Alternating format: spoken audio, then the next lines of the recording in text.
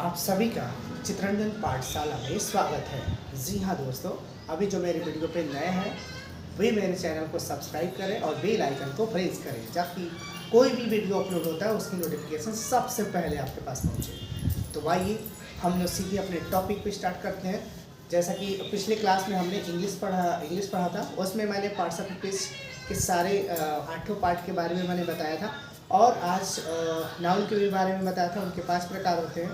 इस तरह से सारे डिटेल उनको मैंने बता दिया था। तो आज हम आगे पढ़ेंगे प्रोनाउन के बारे में। तो प्रोनाउन के बारे में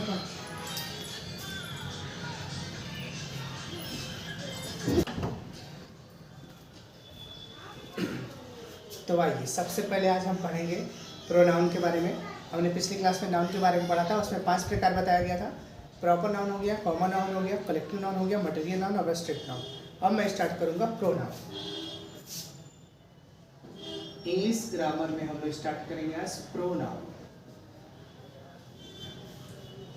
प्रोनाउन प्रोनाउन को हिंदी में सर्वनाम कहते हैं। क्या कहते हैं? प्रोनाउन का मतलब सर्वनाम। इसमें प्रो का मतलब होता है बिफोर और नाउन का मतलब होता है संज्ञा, यानी जो संज्ञा के बदले या उसके जगह पे लगे वही क्या होता है?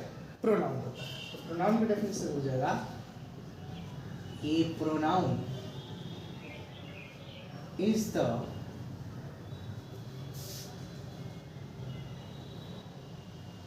pronoun is the word which is used before, which is used in the place of noun, which is used in the place of a noun। ठीक है ना? सर्वनाम वह होता है जो किसी संज्ञा के स्थान पे क्या होता है? प्रयोग होता है। फॉर एग्जाम्पल आई हो गया, वी हो गया, यू हो गया, ही हो गया, सी हो गया, इट हो गया, एक्सेट्रा हो गया। ठीक है ना? यानी सर्वनाम वो होता है जो किसी संज्ञा के बदले में क्या होता है? प्रयोग किया जाता है। और सबसे पहले हम इसमें जान लेंगे, इसके भी कई पार्ट होते हैं, 10 के पार्ट, लेकिन कंपटीशन के लिए ये जरूरी नहीं है कि हम सारे के बारे में डिटेल बताएं। हम लोग केवल 8 के बारे में डिटेल देखते जाएंगे, किसमें क्या क्या होता है, कौन से शब्द होते हैं, बस इतना ही जानेंगे। तो अभी मैं बता देता हूँ पर्सन, इसी में मैं बता देता हूँ पर्सन कौन है। जैसे मान लीजिए फर्स्ट पर्सन, जो फर्स्ट पर्सन होता है उसमें हो जाएंगे हमारे आई वी। जो सेकेंड पर्सन होता है, सेकेंड पर्सन में ओनली यू होता है। और थर्ड पर्सन में अगर बात सिंगुलर की हो, तो हो जाएगा ही, सी, इट हो जाएगा। हाँ, अगर बात प्लूरल की हो तो हो जाएगा दे एंड मेनी मोर नेम। ठीक है ना? जैसे कि 2 लड़कों का नाम है, जैसे राम श्याम है, गीता सीता है, तो ऐसे जब नाम आएंगे 2 या 2 से अधिक तो वो हमारे प्लूरल थर्ड पर्सन में चले जाएंगे। तो ये हमारा प्रोनाउन हो गया। ये किसी संज्ञा का स्थान में प्रयोग होते हैं। जैसे मान लीजिए कि Ram is a good boy, जब उसके बारे में अगली बार बोला जाएगा तो बोला जाएगा कि ही रीड्स हिंदी, वह हिंदी पढ़ता है या उसे अंग्रेजी आता है। तो ये सारी चीज़ें उस राम के जगह पे यूज होंगी। ही लग सकता है, आई लग सकता है, भी।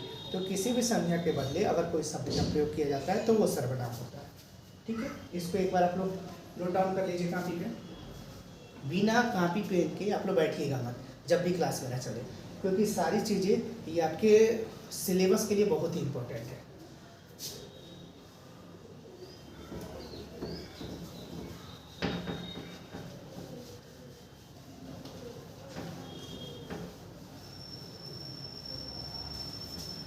अब आगे बढ़ते हैं।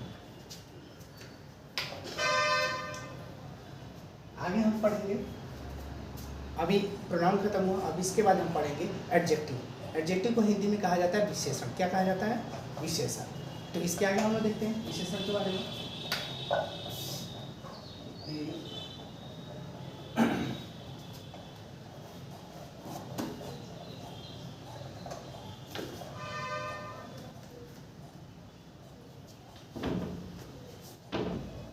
बस एक बार थोड़ा सा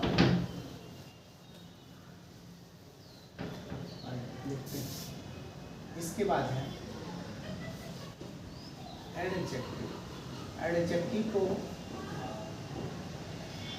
हिंदी में बेटा विशेषण कहते हैं। क्या कहते हैं? विशेषण। ठीक है ना? इसमें क्या होता है, ध्यान देखिए। N adjective is a word, an adjective is a word which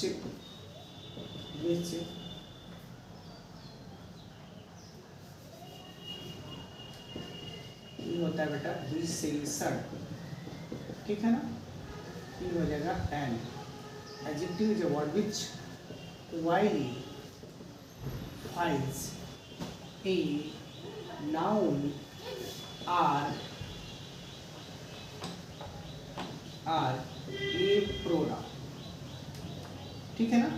यानी N adjective is a word which qualifies a noun और प्रोनाउन, यानी विशेषण वह शब्द होता है जो किसी संज्ञा या सर्वनाम की विशेषता बताता है।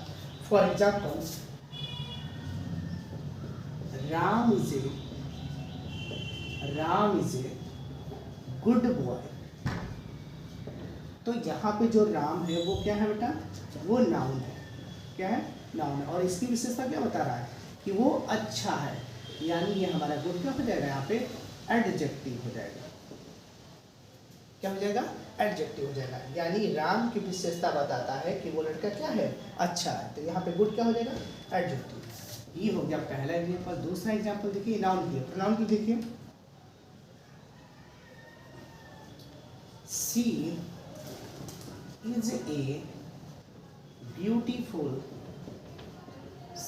A beautiful girl. यानी सी क्या है? यहाँ पे प्रोनाउन है। प्रोनाउन में कौन सा पर्सन है? थर्ड पर्सन है। यानी कि ये हो गया प्रोनाउन।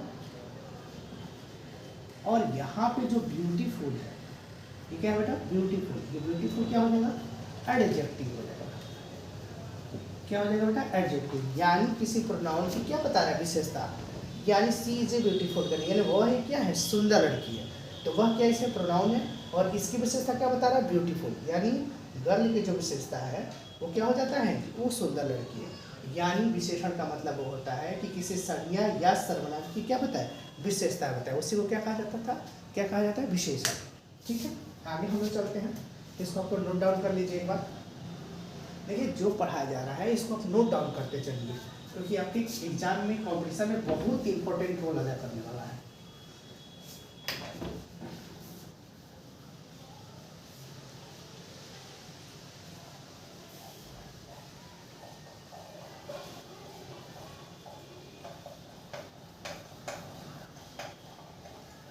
ठीक है, तो हमने अभी दो चीज़ पढ़ा, एक प्रोनाउन के बारे में पढ़ा और एक एडजेक्टिव के बारे में।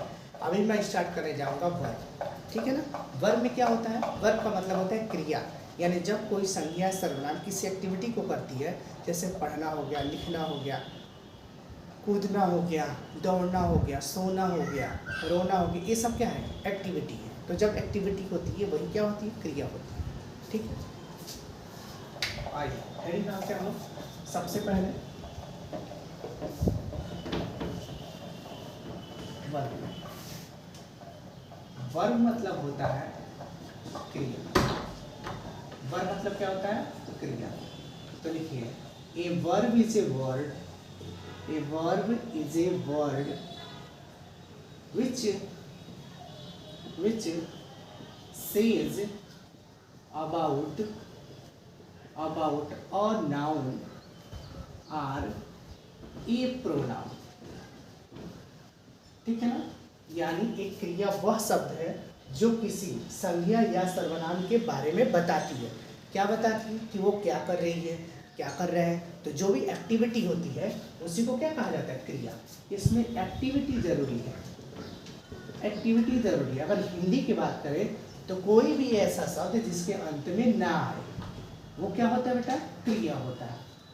जैसे पढ़ना हो गया, खेलना हो गया, घूमना हो गया, सोना हो गया, रोना हो गया, तो क्या है, किसी भी शब्द के अंत में ना है, तो इसीलिए क्रिया होती है। इसका एग्जाम्पल देख लेते हैं। जैसे हो गया प्ले, फिर हो गया क्राई, फिर हो गया वीप, फिर हो गया रन, एक्सेट्रा। ठीक है ना। तो ये हमारा क्रिया होता है। क्रिया का मतलब क्या होता है, जब कोई संज्ञा या सर्वनाम कोई एक्टिविटी करती है वही क्या हो जाती है, क्रिया हो जाती है।